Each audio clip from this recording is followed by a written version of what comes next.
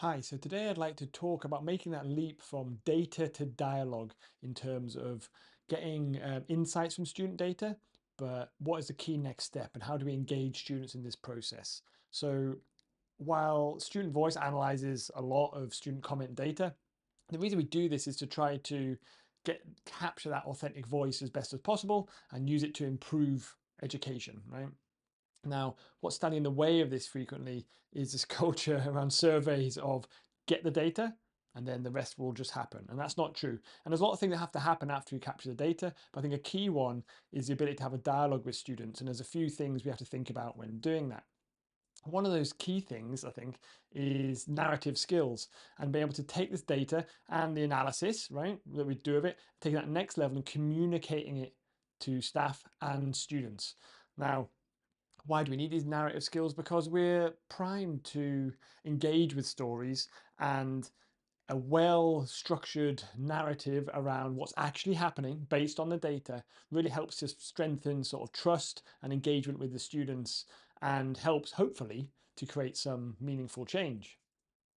Now, what are some barriers to sort of creating stories from our data? Well, one is sort of a very common one is fear of personal criticism of like, okay, you're putting yourself out there. Any communication involves some sort of leap of faith and communicating in this narrative way about the issues and problems with your teaching will include that, but I think it's worth overcoming it.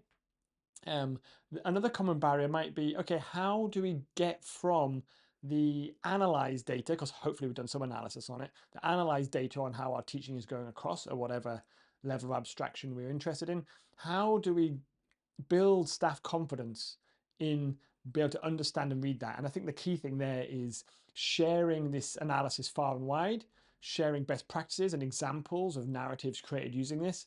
I think that could be really powerful. Now, what we could do is sort of say, go and write a story, right? It's quite hard.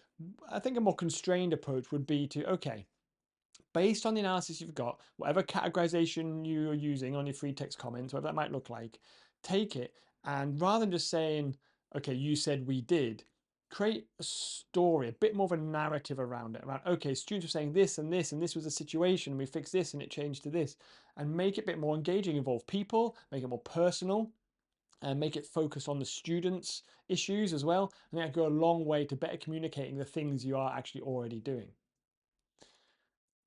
So what would be some tools and techniques here? So looking at the key themes in your analysis, what is coming up again and again and again?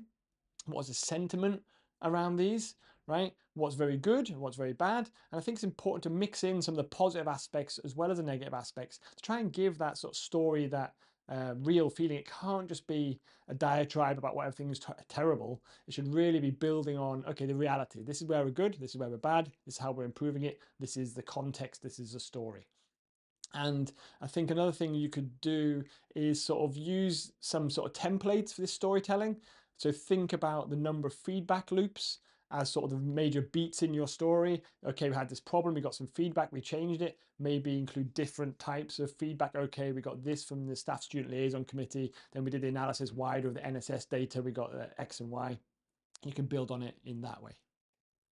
And the key thing is the whole point of this is to build a narrative to communicate back to the students. So the best thing to do always is talk to students and actually say this, tell the story ad hoc, off the cuff to students about what you're actually doing. It's the easiest way at all. But if you do want to sort of do wider communication, then you can again put these narratives into sort of email digests. They can be slides at the start of lectures, and they can be sort of standard follow-ups to the surveys themselves. But I think the key thing here is the best thing is actually just to communicate this human to human. So how do you keep this going? It's very nice, a one-off. Try and build it into the process. So every time you are giving some feedback to the students, try and think, is this an interesting, engaging narrative? And if you're not, going back to students after each sort of surveying run, then you are part of the problem there with that hollow survey culture, right? You've got to be doing something. And telling a very human story, I think, is a very powerful way to start doing that.